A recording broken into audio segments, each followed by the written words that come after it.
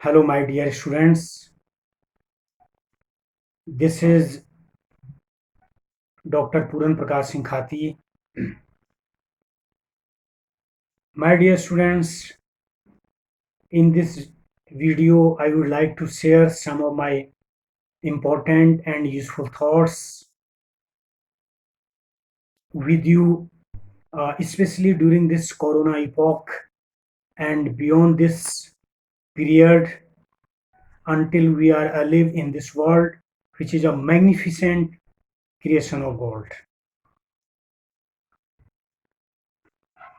तो प्यारे विद्यार्थियों, इस वीडियो में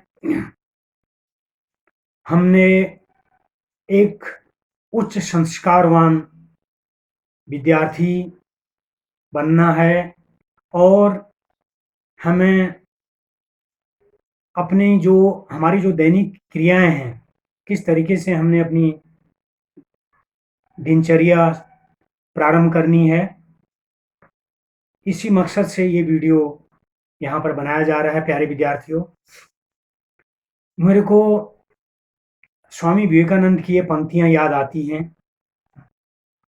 Education is not the amount of information that is put into your brain and it resorts into there and digest all your life. You must have life building, man making, and character building assimilation of ideas. If we have assimilated 5 ideas and made them our life and character, then we have more education than any man who has got by heart a whole library. अर्थात इसका ये अर्थ है कि शिक्षा का ये उद्देश्य बिल्कुल नहीं है कि हमने अपने दिमाग में कितनी जानकारी ठूंस कर भर दी गई है और जिसको हम इस तरीके से पूरे जीवन भर नहीं समझ पाते हैं। हमें तो ऐसे विचारों को आत्मसात करना चाहिए जिनसे जीवन का निर्माण हो, चरित्र का निर्माण हो और व्यक्ति का निर्माण हो। यदि हमने मात्र ऐसे 5 विचारों को आत्मसात कर लिया हो जिससे जीवन का निर्माण हो, चरित्र का निर्माण हो और अपने करियर का निर्माण हो, तो हमने उस व्यक्ति से अधिक शिक्षा पा ली है जिस व्यक्ति को पूरी एक लाइब्रेरी कंठस्थ याद है। तो इस प्रकार से मैं ये कहना चाहूँगा, विशेषकर आजकल जो ये कोरोना महामारी चल रही है, इसमें मेरा ये कहना है, सबसे पहले हमारी जो दिनचर्या है वो किस तरीके से होनी चाहिए। सबसे पहले हम उठ रहे हैं, सबसे पहले हम उठें। उठने के बाद जब हम अपने बेड में से उठते हैं तो सबसे पहले पृथ्वी माता को प्रणाम करें। 2 बार पृथ्वी माता को प्रणाम करें, क्योंकि ये पृथ्वी जो है माता के समान है और आकाश पिता के समान है, ये हम सब जानते हैं। हमारे धर्मशास्त्र कहते हैं। तो पृथ्वी माँ को जब हम प्रणाम करेंगे तो जो भी प्रॉब्लम आती हैं, क्योंकि पृथ्वी ने हमें अपने ऊपर रखा है ना, इतने भार स्वरूप हम हैं पृथ्वी पर, तो पृथ्वी माता जरूर हमें हेल्प करेंगी और हमारी दिनचर्या को सुचारू रूप से संपन्न करने के लिए मदद करेंगी। और जैसे ही हम पृथ्वी माँ को प्रणाम करते हैं, उसके बाद अपने दोनों हाथों को मिलाना चाहिए अच्छी तरह से। मिलाने के बाद हमें इस मंत्र का जाप करना चाहिए। मंत्र है, कराग्रे वस्ते लक्ष्मी, कर मध्ये सरस्वती, कर मूले स्थितो ब्रह्मा, प्रभाते कर दर्शनम। अर्थात कर मध्य कराग्रे वस्ते लक्ष्मी, अर्थात हाथों के आगे का जो स्थान होता है वो लक्ष्मी का होता है, इसलिए खूब मेहनत करें। कराग्रे वस्ते लक्ष्मी, कर मध्य सरस्वती, और बीच का जो स्थान है इसमें किताब रखें, किताब पढ़ें। और कर मूले स्थितो ब्रह्मा, प्रभाते कर दर्शनम, और कर के अंत में ये ब्रह्मा जी का निवास है और ब्रह्मा जी हमारा जीवन उज्जवल बनाएंगे। तो इस प्रकार इन मंत्रों के जाप करने के बाद हम सीधे अपने घर में देखते हैं हमारे घर में कौन कौन सीनियर लोग हैं। अगर हमारे माता पिता, तो सबसे पहले अपने माता जी को प्रणाम करें, उसके बाद पिताजी को प्रणाम करें। घर में दादा दादी और तमाम मौसा मौसी, भाई भाभी, जितने भी लोग हैं घरों में, इन सबको प्रणाम करें और उनका आशीर्वाद लें। जब माता पिता को हम प्रणाम करते हैं तो इससे जो हमारी लंबी आयु प्राप्त होती है। माता पिता को प्रणाम करके या हमारे जो बड़े लोग होते हैं, जब वो आशीर्वाद देते हैं, जब हम किसी को प्रणाम करते हैं तो आशीर्वाद ही देते हैं। तो आशीर्वाद स्वरूप आप ये कहा जाता है हमारे धर्मों में कि लंबी आयु बढ़ती है, अर्थात लंबी आयु बढ़ती है क्योंकि उनको खुशी प्राप्त होती है और आपको आशीर्वाद प्राप्त होता है। और साथ में गुरु गुरु बृहस्पति की बड़ी अ, असीम कृपा प्राप्त होती है। गुरु उच्च के हो जाते हैं, तो इस प्रकार आपको यश, मान, सम्मान, पढ़ाई लिखाई, सुख, संपन्नता, सारी चीजें आपको प्राप्त होती हैं अगर हम ये करते हैं। और इस प्रकार इसके बाद हमें प्रणाम करने के बाद हमें हमेशा जो बड़े हैं विद्यार्थी, उनको 1 लीटर कुनकुने जल का सेवन करना चाहिए। और जो छोटे हैं उम्र में, उनको आधा लीटर यानी 2 गिलास पानी पिएं और 4 गिलास गुनगुना पानी जो बड़े विद्यार्थी हैं वो लोग पिएं। इससे जो है स्वास्थ्य अच्छा रहेगा और हमारा जो कभी भी जो प्रॉब्लम होती है शरीर की, हमारा डाइजेशन, कॉन्स्टिपेशन, ये तमाम चीज़ें ये दूर हो जाती हैं। उसके बाद यदि अ, हमारे पास अगर ऐसी चीज़ें हैं जिससे जो इम्यूनिटी को बूस्ट करते हैं, जैसे जैसे फॉर एग्जांपल अगर घर में ये रखा हुआ है गिलोय, जैसे मैं भी ये लेता हूँ, ये गिलोय है, इसमें गिलोय आंवला या गिलोय तुलसी, इसको लें, 2 ढक्कन ये लें और उसके बाद में गिलास में पानी मिलाएँ और उसको पी जाएँ। और उसके बाद कुछ समय के बाद 1-2 मिनट के बाद फिर आप आंवला एलोवेरा ले सकते हैं, है ना? और इसको लें, 2 ढक्कन ये भी लें और एक गुनगुने गिलास में इस प्रकार से ये आप लें। तो ये चीज़ें अगर हम डेली रूटीन में करेंगे तो हमारा इम्यूनिटी और जो हमारा जो रोग प्रतिरोधक क्षमता है, ये बढ़ेगी। और अगर ये चीज़ें ना भी कराएँ, तो यदि हमारे पास तुलसी है, तुलसी का सेवन करें। तुलसी ले लें, 1-2 पत्ते तोड़ें और उसको जो है उसको पानी के साथ निगल लें, ठीक है? ये भी हमारी इम्यूनिटी, रोग प्रतिरोधक क्षमता को बढ़ाएगी। और यदि अगर हम ये भी ना कर सकते हैं तो बढ़िया है। और इसके अलावा यदि हमारे पास दूध है, घर में दूध और उसमें थोड़ा हल्दी लेकर के उसको पी जाएँ, ये भी हमारी इम्यूनिटी सिस्टम को बढ़ाएगा। और या हमारे पास च्यवनप्राश है, च्यवनप्राश आप ले सकते हैं। इस च्यवनप्राश का सेवन करें, 1 चम्मच च्यवनप्राश लें और उसके दूध के साथ इसको मिला कर के पी जाएँ। तो इस प्रकार जो भी हमारे पास सामग्री है अपने घर में, वो अपनी इम्यूनिटी सिस्टम ये हमें बढ़ाना चाहिए। उसके बाद इस करने के बाद हमें अपने दैनिक कार्यों से निवृत्त होना चाहिए। और दैनिक कार्यों से निवृत्त होने के बाद यदि हम खेलने के शौकीन हैं, स्पोर्ट्स के शौकीन हैं, तो हमें बैडमिंटन खेलना चाहिए, क्रिकेट खेलना है तो क्रिकेट खेलना चाहिए, वॉलीबॉल, फुटबॉल, जो भी हमारा है, कम से कम आधा पौना घंटा ये खेल के आएँ। ये खेलने के बाद खेलना है, इससे जो है क्योंकि व्यायाम ज़रूरी है ना? ये कहा भी गया है कि एक हेल्थ इज़ वेल्थ, है ना? तो यानी धन से भी जो ज़्यादा जो प्रायोरिटी जो दी जाती है, वो स्वास्थ्य को दी जाती है। तो स्वास्थ्य हमारा अच्छा होना चाहिए, इसलिए योगाभ्यास और अपना खेल करके भी हम अपना इम्यूनिटी और अपने शरीर को स्ट्रॉन्ग बना सकते हैं। और उस खेलने के बाद अगर हम खेलने के इच्छुक हैं तो खेलना चाहिए। और अगर हम खेलने के शौकीन नहीं हैं, तो हमें योगासन का अभ्यास करना चाहिए।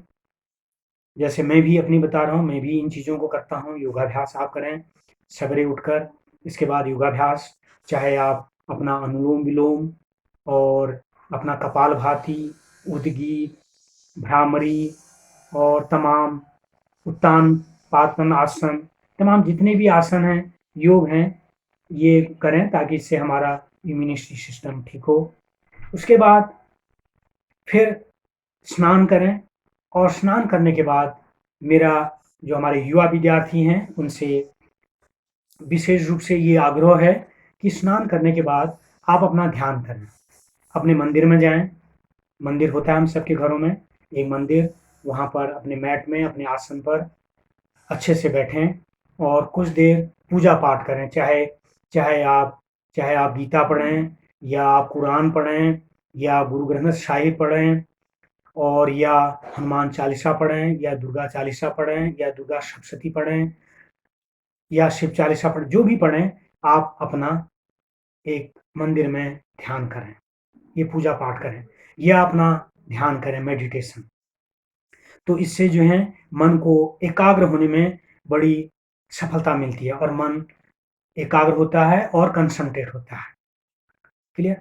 और जो हमारे युवा हैं, आप हनुमान जी की भी पूजा कर सकते हैं, खड़े होके हनुमान जी की भी पूजा कर सकते हैं और हनुमान जी की आपको कम से कम हनुमान जी के इन जो 12 नाम हैं, इनका ज़रूर स्मरण करना चाहिए सवेरे उठ कर के। इससे लंबी आयु प्राप्त होती है। मंत्र इस प्रकार हैं, ओम श्री हनुमान, ओम श्री अंजनी सुनु, ओम श्री पवनपुत, ओम श्री महाबली, ओम श्री रामेश, ओम श्री फाल्गुन सर, ओम श्री पिंगाक्ष, ओम श्री अमित विक्रम, ओम श्री उदितिक्रमण, ओम श्री सीता शोक विनाशन, ओम श्री लक्ष्मण प्राणदाता, ओम श्री दशग्रीदर्पः। तो इस प्रकार से हमारे जो विद्यार्थी हैं, उनको ये कर सकते हैं। आप खड़े होकर भी ये नाम जप सकते हैं, इनका स्मरण कर सकते हैं और इस प्रकार से ये हनुमान जी के जो 12 नाम हैं, इनका 11 बार स्मरण करें। और इस प्रकार जब आप स्मरण करते हैं, उसके बाद अब जो है आप अपने स्टडी, अपना विद्या अध्ययन अब शुरू करें।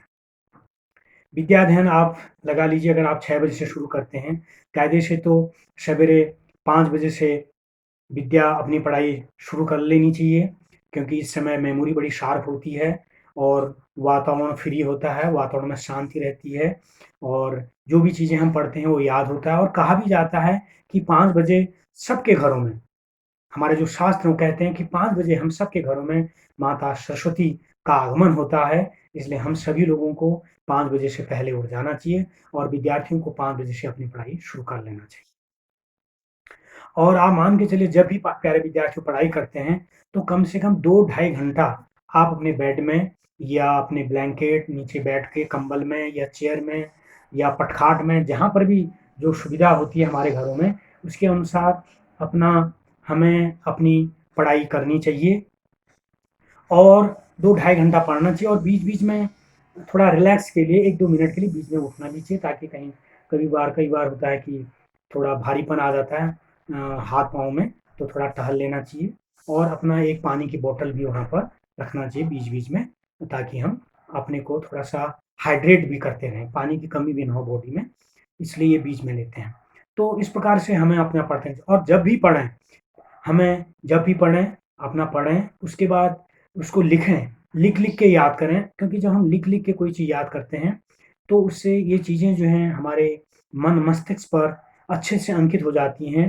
आप मान के चलिए फेविकोल की तरह चिपक जाती हैं और हमें ये चीज़ें याद हो जाती हैं और हमारा लेख भी बहुत ही सुंदर और लेज़िबल होता है और काफ़ी ये कहना चाहिए कि इसकी एक जो कैलीग्राफ़ी होती है, लिखने की जो शैली होती है, वो बहुत ही सुंदर हो जाती है और हमारा लेख भी सुधर जाता है। तो जब भी जो याद करें, वो लिख-लिख के याद करें और बड़े मन लगाकर पढ़ें।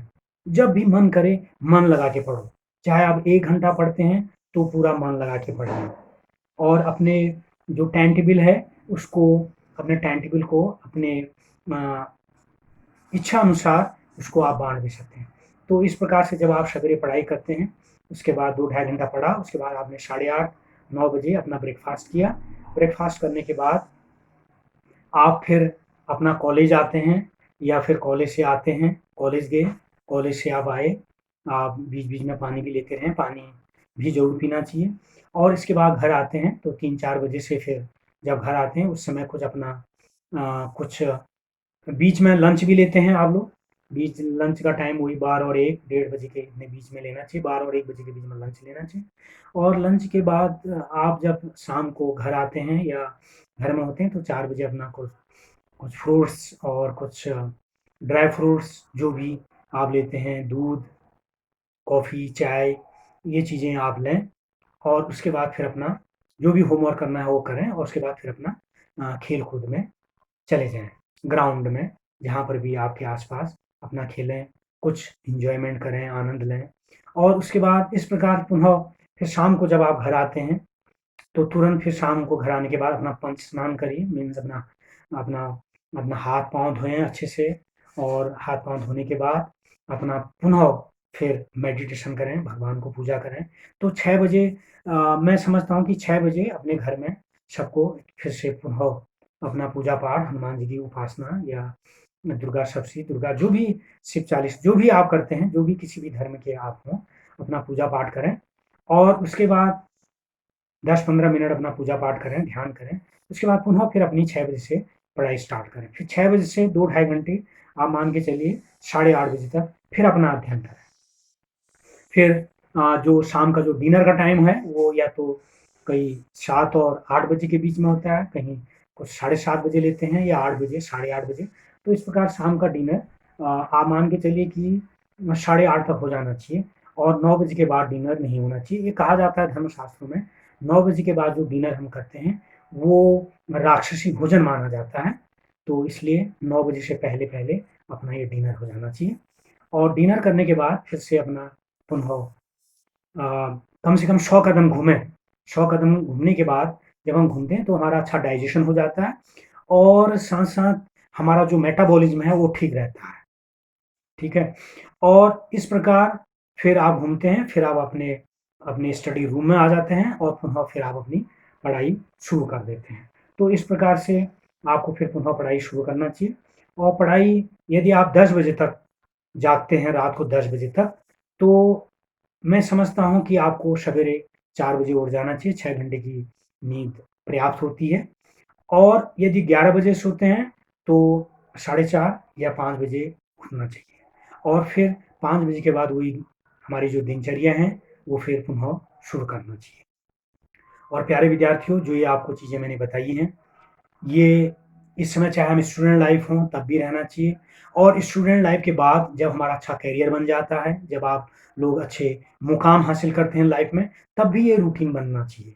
इससे जो है एक अच्छा जीवन, काफ़ी अच्छा जीवन हृष्ट-पुष्ट रहेगा, स्वास्थ्य हृष्ट-पुष्ट रहेगा और आदमी अच्छी ऊर्जा उसके पास रहेगी और एक लंबा जीवन जिएगा और एक जिसको एक जो एक रूटीन है हमारी जो डायरनल रूटीन, तो ये सही रहेगी और इस प्रकार से जब तक भगवान का आशीर्वाद रहेगा, तो भगवान भी आशीर्वाद देते हैं, जो लोग अच्छा काम करते हैं और खूब लंबा जीवन जीते हैं, ठीक है? और इस प्रकार से हमारा ये उद्देश्य होना चाहिए, जीवन में ऐसे मुकाम हासिल करने हैं, ठीक है? उच्च मुकाम करने हैं और एम जो है छोटे नहीं एम नहीं होने चाहिए, बड़े एम बनाने हैं क्योंकि हम इस धरती पर जो हमने भगवान ने हमें जो भेजा है, बड़े कामों के लिए भेजा है, छोटे-मोटे कामों के लिए नहीं भेजा, हमें खूब बड़े एम बनाना चाहिए, आसमान के बराबर एम बनाना चाहिए। आप जानते हैं स्काई इज़ द लिमिट और इस प्रकार से जब हमारा रात में मैंने बताया था जब हम पढ़ते हैं, अगर हम 10 बजे सोते हैं और 10 बजे सोने के बाद पुनः अपने बेड में और फिर पुनः चूँकि आपको मालूम है, जो निद्रा देवी हैं, रात्रि की निद्रा देवी